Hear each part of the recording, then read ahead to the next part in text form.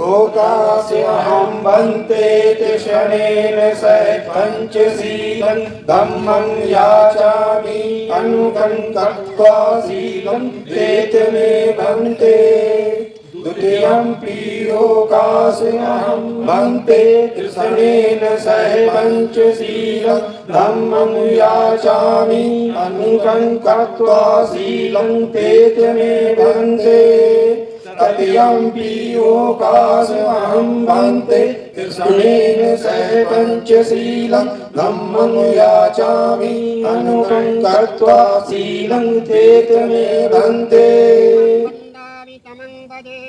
अहं वन्दे।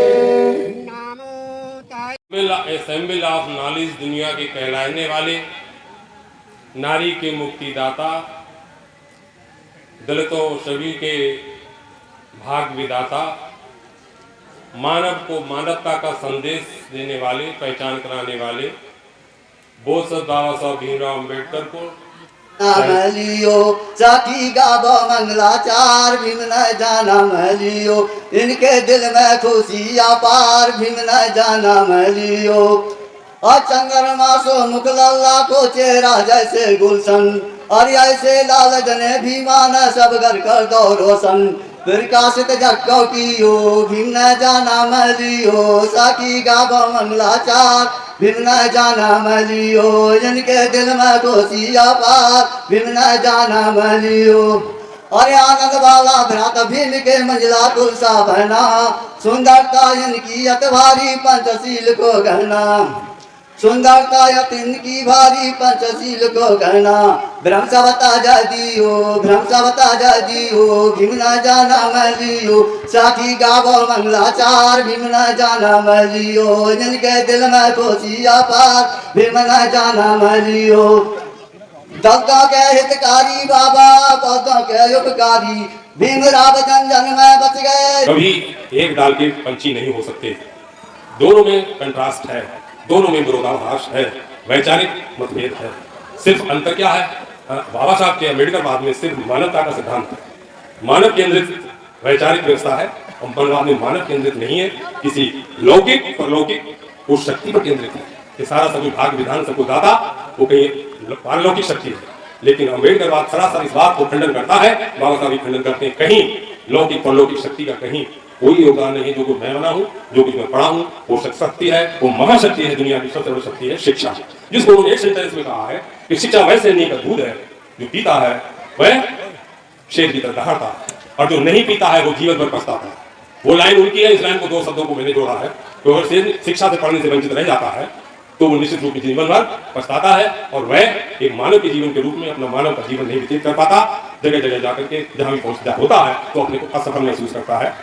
तो इसलिए इस चीज को निश्चित रूप से साफ समझने, अगर अम्बेडकरवादी हैं तो बुद्धवादी हैं तो क्या मानो के बाबा साहब का अम्बेडकरवाद और मनवाद जो है दोनों एक उस पेड़ के पंछी नहीं हो सकते, कभी ये मेल नहीं खा सकते। इसलिए हमें उस मनवाद से बचने के लिए जो उन्होंने 22 प्रतिज्ञाएं दी हैं हमें 14 अक्टूबर 1956 को बौद्ध धर्म का ग्रहण करने के समय, जब तक हम डॉक्टर साहब की पास इलाज तो गए, डॉक्टर जी की प्रेमी मौजूद है, डॉक्टर्स मौजूद हैं, उनके से सलाह दी, उन्होंने दवा लिखी, दवा दी, लेकिन दवा के साथ साथ अगर हमने परहेज नहीं किया तो निश्चित रूप में हम नुकसान उठा पाएंगे, रोग को नहीं मार पाएंगे, रोग हमें मार लेंगे। शायद इस बात को मेरी सहमति देते हो कि जिस रोग के निदान करने के लिए हम लड़ाई लड़ रहे हैं मनवाद की, तो हम अगर निश्चित रूप में उस परहेज को नहीं मानेंगे तो निश्चित रूप में मनवाद नाम का रोग जो है रोग हमको मारेगा। अर्थात हम बाबा साहब के जो उन्होंने जो सिद्धांत दिए, 22 प्रतिज्ञाएं दी हैं, उस 22 प्रतिज्ञाओं का सेवन उनको मानेंगे, अनुपालन करेंगे, तभी निश्चित रूप में हम मनवाद से लड़ पाएंगे। और अगर नहीं करेंगे, और निश्चित रूप ये 75 साल जो बीत गए हैं 47 से अब तक, इन 75 साल में वास्तविक रूप में जो काम होना था बाबा साहब के कहने से, जो कहते गए थे कि ये काम करना था, वो हमने दवा तो ली डॉक्टर साहब की, और दवा तो हमने खाई, लेकिन परहेज नहीं की। परहेज कर लिया होता तो यहाँ पे कितने लोग नहीं बैठे होते, यहाँ पर तमाम भीड़ हुआ करती, और मिशन का कारवां कहाँ से कहाँ पहुंच गया होता। जो बाबा साहब कह के गए थे आगरा में कि मुझे कहीं अगर धोखा मिला तो मुझे किन से धोखा मिला, इन पढ़े लिखे लोगों से, उन लोगों से धोखा मिला है, और निश्चित रूप में धोखा हुआ, हो रहा है, और आगे क्या होगा इसका दुष्परिणाम यही होगा कि निश्चित रूप में जो जमीन खोद कर देखो, इतिहास के पन्नों में पलट कर देखो, बुद्ध और सम्राट अशोक की दिखे हैं, बुद्ध भी सम्राट अशोक की दिखे हैं। संगीत सुनकर ज्ञान नहीं मिलता, पत्थर फूटने से भगवान नहीं मिलता, विश्वास तो पत्थर तो इसलिए फूटते लोग। पूज्य भंते जी को बंदामी, उपस्थित सभी धर्म बंधु, बहनें, बेटियां, प्यारे बच्चों, सभी को मेरा क्रांतिकारी जय भीम, नमो बुद्धाय। जैसा कि आप लोग जानते हैं, एक छोटा सा प्रयास हमने यहां किया है। बाबा साहब के ऋण से हम कभी उऋण नहीं हो सकते, लेकिन बाबा साहब के पग चिन्हों पर चलने का प्रयास तो कर सकते हैं। करके देखिए, आपको निश्चित ही उसका लाभ मिलेगा। बाबा साहब का सबसे पहला नारा था शिक्षित बनो। शिक्षित बनेंगे आप, आगे बढ़ेंगे, निश्चित ही आगे बढ़ेंगे। हमारी ये समिति जो है, हमें करीब 12-13 साल हो गए इस प्रोग्राम को मनाते हुए। ये सब बाबा साहब की ही अनुकंपा है, जो यहाँ पर बुद्ध की अनुकंपा है, जो यहाँ पर इस तरह स्टेज और पंडाल आप देख रहे हैं, और आप लोगों का सहयोग है। हम कुछ नहीं करते, ना हम इस योग्य हैं, बस आप लोगों का प्यार हमें इस कार्य को करने की प्रेरणा देता है, और उसका संरक्षण हमें बोधिसत्व बाबा साहब देते हैं। ना टोपी से मिली है, ना खादी से मिली है, हमें तो आजादी बाबा साहब की कलम से मिली है, बाबा साहब की कलम से मिली है। आज मैं एक संदेश देना चाहूंगा कि बस शिक्षा के ऊपर ज्यादा ध्यान दें।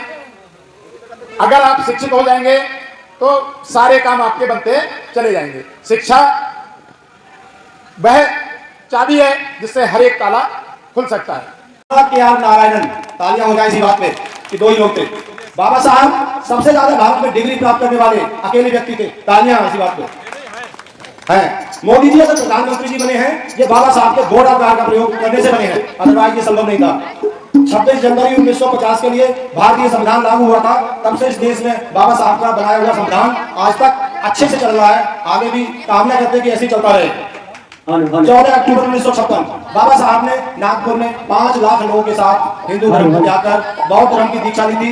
इसी बात पे तालियां हो जाएं। साथ ही साथ बाबा साहब जैसा कोई महान नहीं हुआ है संसार में। मैं तो कहता हूँ बरेली इंडिया से लेकर हम लोग थाईलैंड तक गए थे, जहाँ थाईलैंड में 95% बुद्धिस्ट कंट्री है, तो वहाँ पर केवल गौतम बुद्ध जी या अम्बेडकर साहब थे। अदरवाइज 5% में हो सकता है कोई और हो। तो उसके लिए बहुत बहुत आप सब लोग बोल रहे हैं, बता रहे हैं बाबा साहब के उसमें। मैं थोड़ा सा बोलूँगा कि बाबा साहब को बाबा साहब नाम कैसे पड़ा। बाबा साहब को जो है पहले उनको डॉक्टर साहब बोलते थे या साहब कहते थे, लेकिन एक बार क्या हुआ कि जो बाबा साहब ने अपना जो अखबार चलाया था मूक नायक, वहाँ पर ये बात 1927 की है। ज़्यादा मैं लंबा नहीं रहूँगा क्योंकि बहुत लोग पहले से ही बोल चुके हैं और बहुत अच्छा बोल चुके हैं। तो 1927 में बाबा साहब के जो प्रेस थी उसमें लोग बैठे हुए थे। लोगों ने विचार किया, उसमें खैर मोड़े भी थे जो उस समय BA के छात्र थे। तो उन्होंने एक प्रस्ताव रखा कि बाबा साहब मतलब डॉक्टर अम्बेडकर को ऐसा नाम दिया जाए जो विश्व प्रसिद्ध हो और उसी नाम से उनको जाना जाए। जैसे कि उस समय सरदार वल्लभ भाई पटेल को लौह पुरुष कहा जाता था, जवाहरलाल नेहरू को चाचा जी कहा जाता था, महात्मा गांधी को बापू की उपाधि दी गई थी। इसी तरह से हर महामना मदन मोहन मालवीय को महामना कहा जाता था, तो लोग तिलक को लोकमान कहा जाता था। तो इस तरह से लोगों ने कहा कि हम भी एक ऐसी उपाधि दें, जिससे कि हमारा जो है हमारे बाबा डॉक्टर अम्बेडकर को एक बड़ी उपाधि से सम्मानित किया जाए। तो खैर मोड़े जी ने एक प्रस्ताव रखा कि क्यों ना हम उनको अपना, क्योंकि बाबा दादा साहब भी थे लेकिन बाबा साहब नहीं थे, तो उन्होंने एक प्रस्ताव रखा कि हम आज के बाद में डॉक्टर अम्बेडकर को बाबा साहब के नाम से संबोधित करेंगे। उस दिन के बाद में बाबा साहब को जहाँ भी जाते थे सभी लोग बाबा साहब के नाम से ही संबोधित करने लगे। तो वहाँ से डॉक्टर साहब की जगह बाबा साहब डॉक्टर भीमराव अम्बेडकर के नाम से जानने लगे, जो आज सभी अधिकतर लोग जो है बाबा साहब के नाम से जानते हैं। किसी बच्चे से अगर पूछ दो कि बाबा साहब कौन है तो कहेगा डॉक्टर भीमराव अम्बेडकर। अधिकतर तो लोग बाबा साहब के नाम से जानते हैं, तो वहाँ से बाबा साहब का नाम पड़ा। इसके बाद में खैर मोड़े जी ने योजना बनाई कि हम लोग क्यों ना अपने मसीहा का जन्मदिन मनाएं। तो 1927 में एक प्रस्ताव रखा गया कि जन्मदिन मनाया जाए, लेकिन किसी को बाबा साहब के जन्मदिन का को पता नहीं था कि बाबा साहब की जन्मतिथि क्या है। लेकिन बाबा साहब से पूछ भी नहीं सकते थे कि बाबा साहब इतने कड़क थे, वो मतलब उनके सामने अच्छे अच्छे लोगों के बोलने की हिम्मत नहीं पड़ती थी। उनसे नहीं पूछा गया। लोगों ने सलाह की क्यों ना हम लोग जहाँ पर बाबा साहब पढ़े हुए थे सेंट एल्फिंस्टन कॉलेज में, वहाँ जाया जाए और वहाँ पर जो पंजिका थी, रजिस्टर था, उसमें देखा जाए कि बाबा साहब की जन्मतिथि क्या है। तो उसमें पाई गई कि बाबा साहब की जन्मतिथि 14 अप्रैल 1891 है।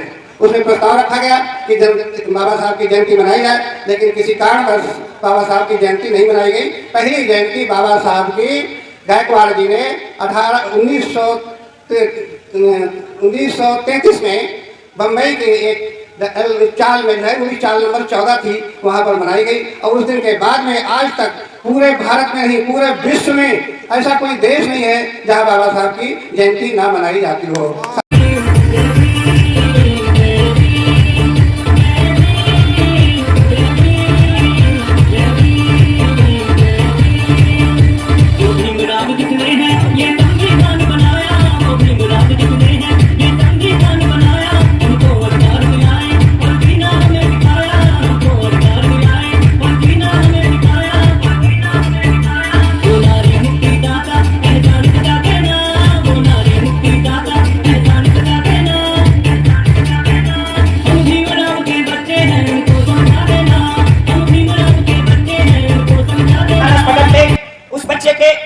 मन पे, उसके चित्त पे कितना दूर असर पड़ा होगा, कितना बुरा असर पड़ा होगा।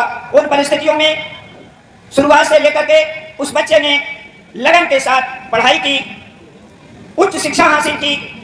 सभी लोग जानते हैं पग पग पे हर जगह जहां भी गए उनका अपमान हुआ, उनका तिरस्कार हुआ, कहीं पे भी उनको सम्मान नहीं मिला।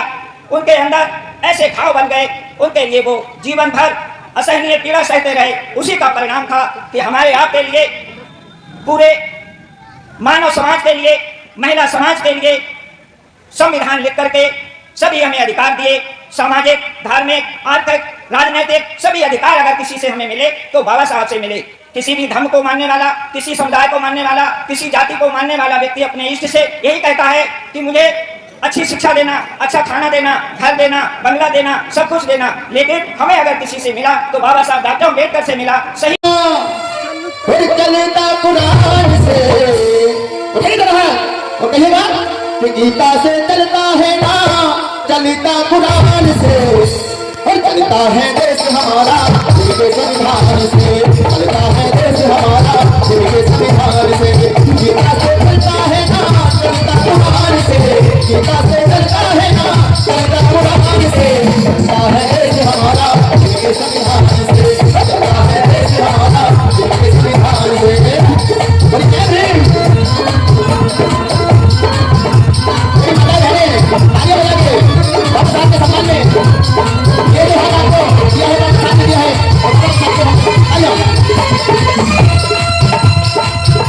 और सबसे प्यारा ग्रंथ हमारा संविधान है भाई, संविधान है भाई। सबसे प्यारा ग्रंथ हमारा संविधान है भाई, संविधान है भाई। राष्ट्रपति हो मुस्लिम को आवाज लगाई, तो आवाज लगाई, जीने का हक देता है, जीने का हक देता है हमको सम्मान से। चलता है देश हमारा उनके संविधान से, चलता है देश हमारा उनके संविधान से।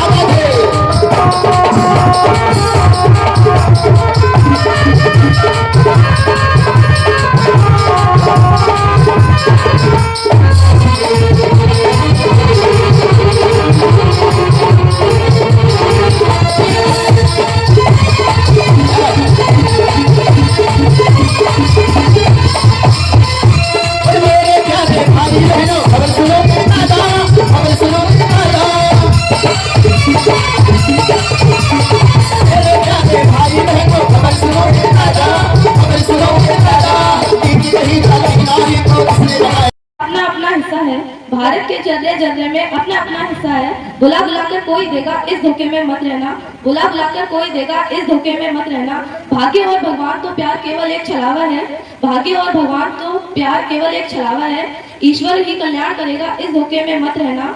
शिक्षित और संगठित होकर तुम विश्वास करो।